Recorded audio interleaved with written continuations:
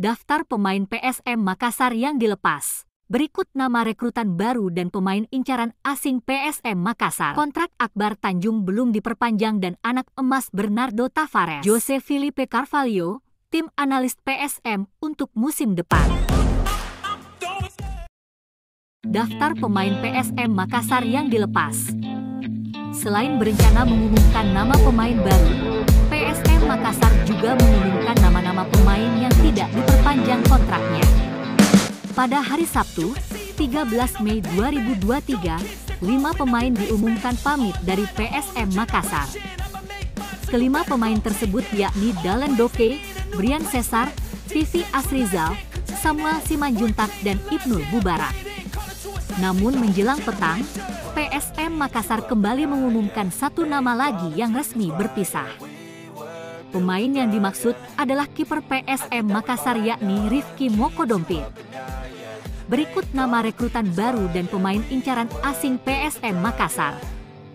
PSM Makassar belum mengumumkan secara resmi nama-nama pemain yang direkrut.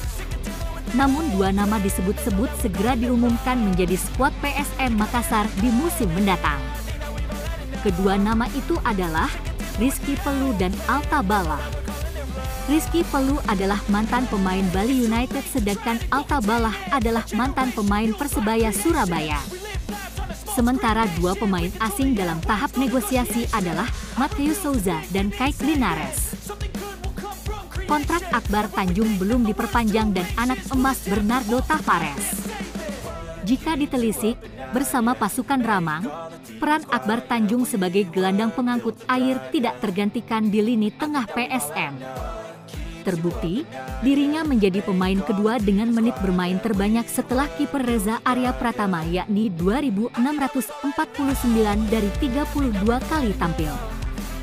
Pemain yang memiliki ciri khas dengan akurasi umpan lambung di atas rata-rata ini menjadi nilai plus. Tak ayal dari 484 umpan sukses dari 619 percobaan dilepaskan 3 diantaranya berbuah assist. Atas dasar tersebut, mantan pelatih PSM Asegaf Razak menilai jika Akbar Tanjung layak menyusul 3 gelandang lainnya yaitu M. Arfan, Rashid Bakri, dan Wiljan Pluim yang lebih dulu diperpanjang kontraknya bersama PSM.